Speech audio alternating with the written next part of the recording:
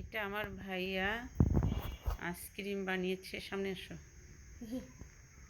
হ্যাঁ, সে অনেক ধরনের কালারের আইসক্রিম করেছে। এই যে কি সুন্দর তার আইসক্রিমের কালারটা। ওয়াও! কি কি দিয়েছো আইসক্রিমে? দুধ, চিনি, হুম পানি, হুম। এরপরে কি জানি কিশমিশ, এরপরে ড্রাগনের জুস। ও তাই? তাই তুমি এতগুলি কালার করলে কেমন করে? ৩-৪টা কালার একটু বানালে একটু কি একটু করে? একটু করে দিছি। ও তাই?